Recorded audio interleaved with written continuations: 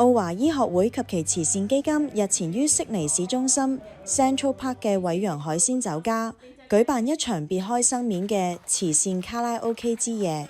為 Westmead 醫學研究院糖尿病科研項目籌款。活動吸引咗逾100名社區賓客參與，場面熱鬧。晚會由多位社區領袖及熱愛音樂嘅朋友輪番登台演唱，當中包括黃少強醫生、著名慈善演唱家馬嘉儀、Regina Ma、Elizabeth 車以及男士組合 Pink Boys 等，為現場嘉賓獻唱近30首經典名曲，氣氛高漲。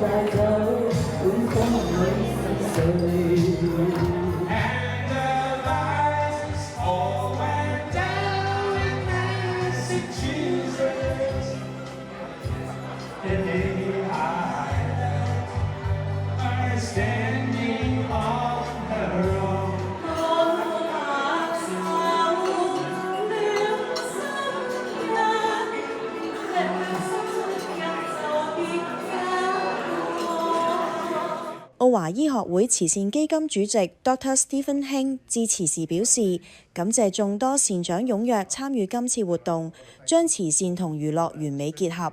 佢指出，今次活動所籌得嘅善款將分別捐助 Westmead 醫學研究院嘅糖尿病科研計劃及緬甸地震救援行動。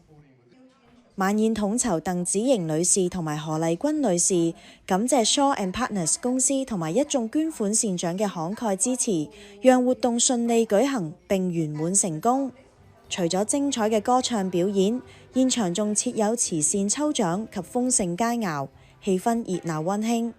最終活動共籌得2萬澳元捐贈予糖尿病科研計劃及支援緬甸地震災民，展現咗澳洲華人社區嘅愛心與凝聚力。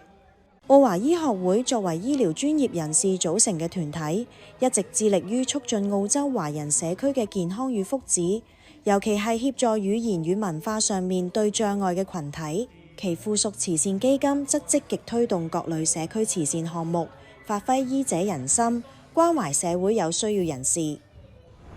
澳洲社區快訊報導本地華人資訊，